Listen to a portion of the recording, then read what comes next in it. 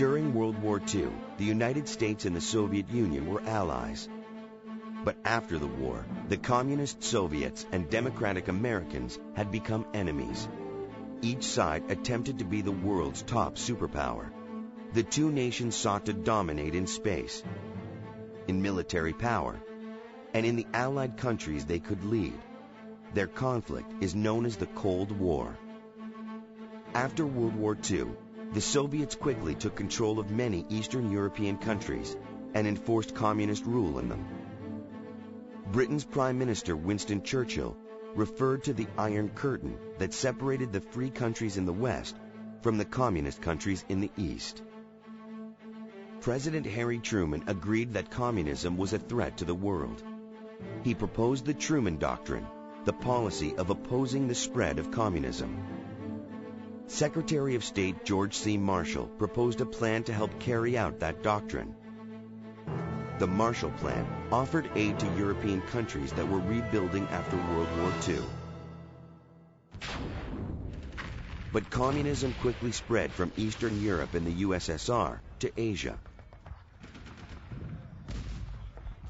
On June 25, 1950, communist forces from North Korea crossed the border and invaded South Korea. They quickly fought their way to Seoul, the capital of South Korea. Truman persuaded the United Nations to send a military force to help South Korea. Truman selected General Douglas MacArthur to lead these troops, 90% of whom were American. The North Korean army was quickly driven back, but when Chinese troops joined them, the war settled into a stalemate.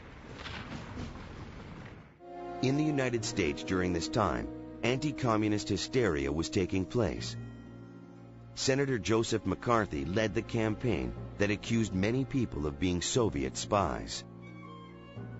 The case of Julius and Ethel Rosenberg gained public attention. The couple was accused of spying for the Soviet government.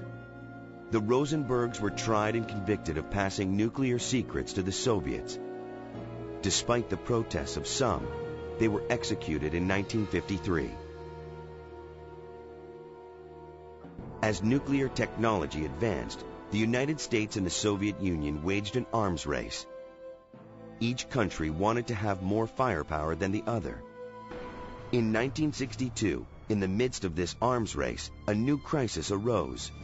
U.S. spy planes flying over Cuba took pictures of Soviet missiles on the island. We now know that the Soviet Union has decided to transform Cuba into a base for communist aggression, into a base for putting all of the Americas under the nuclear gun. President John F. Kennedy quickly announced a blockade to prevent any Soviet ship from reaching Cuba. For 13 days, the world held its breath as the Soviet ships neared the blockade. If any shots were fired, everyone feared there would be a nuclear war.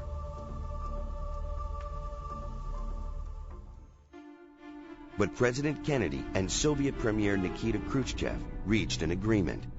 The Soviets would remove their missiles from Cuba, and the United States would call back its blockade. While nuclear war was avoided in Cuba, the two sides confronted each other again in Germany. The communist government of East Germany built the Berlin Wall, which separated the citizens of East and West Germany. The wall stood for nearly 30 years, separating the oppressed from the free, and symbolizing the deep divisions that split the world during the Cold War.